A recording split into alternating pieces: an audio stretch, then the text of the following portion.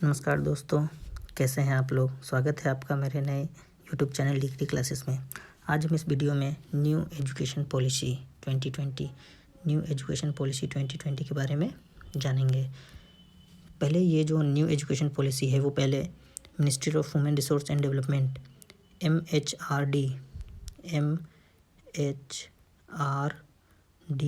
MHRD के अंतर्गत आता था, लेकिन अब इसका नाम बदलकर मिनिस्ट्री ऑफ एजुकेशन MOE कर दिया गया है।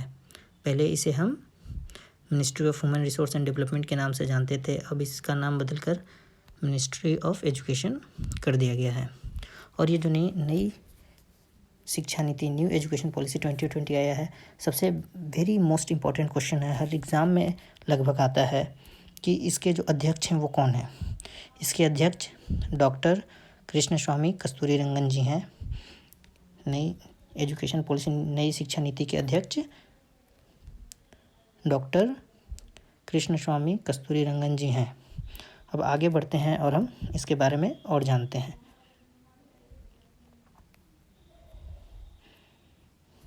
ये जो पहला शिक्षा नीति आया था वो हमारे बीच 1968 में आया था।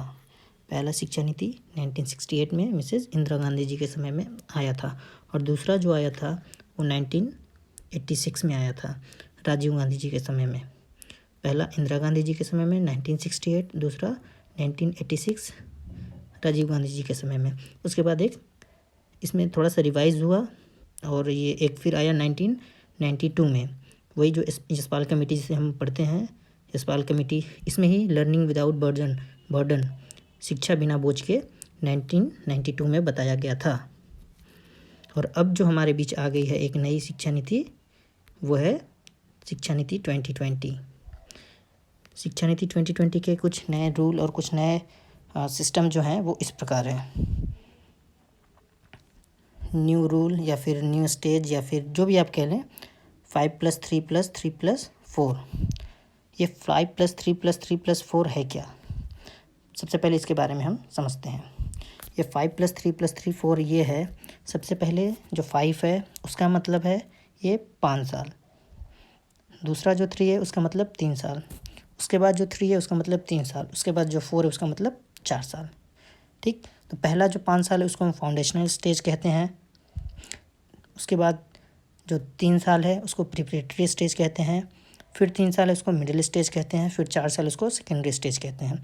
इस नई शिक्षा नीति के तहत हम मल्टीपल एंट्री और एग्जिट दोनों कर सकते हैं। इसके बारे में हम लास्ट में जानेंगे। तो आगे बढ़ते हैं। इसके लिए पहला है 3 to 8 ईयर्स। ये कितने साल का है? जैसा कि अभी आपको मैंने बताया, ये पहला जो है 5 साल, फिर है ये 5 साल, फिर 3 साल, फिर 3 साल, फिर 4 साल।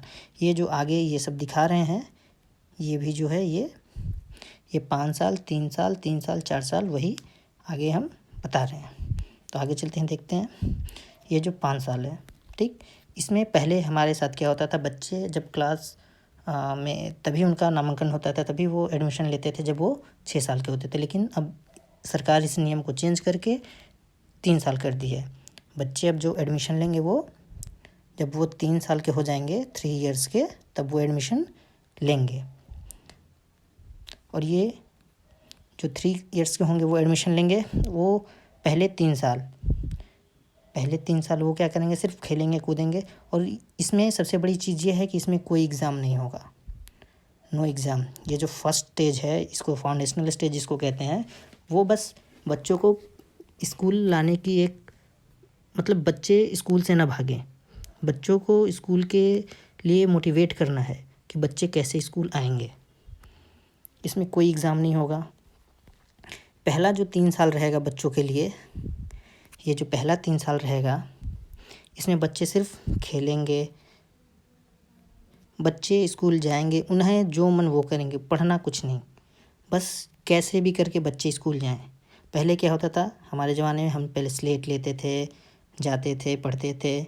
ये बहुत पुराने ज़माने की बात है। लेकिन आज के जो नया शिक्षा नीति आया है उसके अंतर्गत बच्चे सिर्फ स्कूल जाएंगे, पहले 3 साल सिर्फ स्कूल जाएंगे, वो कोई ड्रेस नहीं चाहिए, जैसे मन वैसे जाएं। तो इसमें क्या होगा कि बच्चे के प्रति जिज्ञासा बढ़ेगी स्कूल जाने के लिए। स्कूल में ही हर व्यवस्था दी जाएगी, स्कूल में हर व्यवस्था दी जाएगी और टीचर को भी ऐसा ट्रेन किया जाएगा कि वो बच्चों के साथ खेले। ऐसे इंस्ट्रूमेंट अवेलेबल कराए जाएंगे जिससे कि बच्चे स्कूल आएँ, बच्चों का स्कूल के प्रति रुझान बढ़े। बच्चों को ऐसे मोटिवेट किया जाएगा जैसा कि अभी न्यू दिल्ली में है सिर्फ। तो ऐसा हर जगह करने का प्लान बनाने का सोच रही है अपनी ये सरकार। उसके बाद हम आते हैं ये जो 2 साल रहेगा, हमने बताया ये जो 3 साल रहेगा सिर्फ इसमें बच्चे खेलेंगे कूदेंगे। फिर ये अगला जो 2 साल रहेगा उसमें बच्चे क्लास 1 और 2 के लिए प्रमोट कर दिए जाएंगे। बिना किसी एग्ज़ाम के क्लास 1 और 2 के लिए बच्चे को प्रमोट कर दिया जाएगा। लेकिन क्लास 1 एंड 2 में भी बच्चे के साथ कोई भी एग्ज़ाम नहीं होगा, वो बिना एग्ज़ाम के ही आगे प्रमोट कर दिए जाएंगे। फिर देखते हैं आगे, ये जो दूसरा स्टेज है ये प्रिपरेटरी स्टेज है। प्रिपरेटरी स्टेज में बच्चे जब 8 साल से 11 साल के बीच के जो बच्चे रहेंगे वो आएंगे प्रिपरेटरी स्टेज में। इसका ये जो ड्यूरेशन है ये कितने का है, ये ड्यूरेशन 3 साल का है। इसमें क्या है, बच्चे जब क्लास 1 और 2 में बिना एग्ज़ाम के प्रमोट कर दिए जाएंगे। अब जब क्लास 3 में आएंगे तो बच्चों को एग्ज़ाम वहाँ से स्टार्ट करा जाएगा। परीक्षा देने के लिए उनको तैयार किया जाएगा कि वो बच्चे कैसे परीक्षा देंगे। इसमें बच्चे जो 3 साल रहेगा क्लास 3, 4 एंड 5 में रहेंगे। इस समय बच्चों को एक्टिविटी और स्टडी मीन्स उनको अलग अलग गतिविधियाँ कराएंगे, उनको पढ़ाई के लिए तैयार करेंगे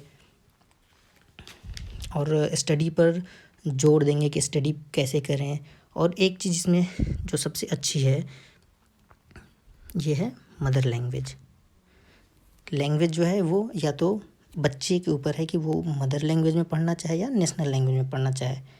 ये बच्चे के ऊपर डिपेंड करेगा कि बच्चा किस लैंग्वेज में पढ़ना चाहता है। क्योंकि ये माना जाता है कि बच्चा जब अपने मदर लैंग्वेज में पढ़ता है तो वो और किसी लैंग्वेज से ज़्यादा सीखता है। अगर वो बंगाल का लड़का है, अगर उससे बंगाली में पढ़ाया जाए तो वो अपने बीच जो भी चीज़ है उसको बहुत जल्दी सीखेगा। कोई लड़का पंजाब का है, उसको पंजाबी में पढ़ाया जाए तो इस तरह जो भी मदर लैंग्वेज है एक मदर लैंग्वेज में पढ़ा सकते हैं, नहीं तो ये नेशनल लैंग्वेज जो है उसमें हम पढ़ा सकते हैं। फिर इसके बाद हम आते हैं नेक्स्ट स्टेज पे। नेक्स्ट स्टेज जो है वो है मिडिल स्टेज। ये जो है ये है मिडिल स्टेज। ये कितने ड्यूरेशन का है, ये है 3 साल का। मिडिल स्टेज कितने का है, 3 साल का है। पहले हमने देखा बच्चा 1, 2 बिना एग्ज़ाम दिए पास हो गया। 3, 4, 5 उसमें बच्चों को प्रिपेयर किया गया। ये जो फिर आते हैं बच्चे 6, 7 और 8 में। 6, 7, 8 में बच्चे जब आते हैं तो उनके साथ सबसे पहले कंप्यूटर का नॉलेज उन्हें दिया जाएगा। स्टार्टिंग से ही कंप्यूटर के नॉलेज दिया जाएगा। अब ऐसा भी नॉलेज नहीं कि बच्चे को अब हैकिंग सिखाया जाए, कोडिंग सिखाया जाए, नहीं, मतलब स्टार्टिंग नॉलेज जो शुरुआती ज्ञान होता है कंप्यूटर का बच्चों को वो दिया जाएगा। उसके बाद उन्हें वोकेशनल टीचिंग वो होता है जैसे कोई बच्चा है जिसका जिस तरफ दिलचस्पी हो।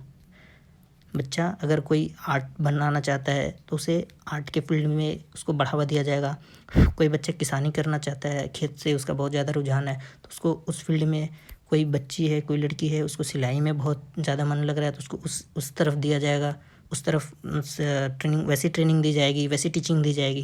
कोई बच्ची उसको खाना पकाने में बहुत अच्छा लगता है तो उसको वैसी ट्रेनिंग दी जाएगी। और साथ साथ ये 3 सब्जेक्ट जो है इसमें पढ़ना होगा। फिर आते हैं अगले पे हम, तो अगला हमारा है ये सेकेंडरी स्टेज। ये सबसे मेन स्टेज हम कह सकते हैं क्योंकि ये कितने का है, ये फिर 4 साल का है। बच्चा उधर 1, 2, 3, 4, 5, 6, 7, 8 तक आगे आपने देखा बच्चा वहाँ तक आ गया है। अब बच्चे आएंगे किस क्लास में, क्लास 9, 10, 11, 12।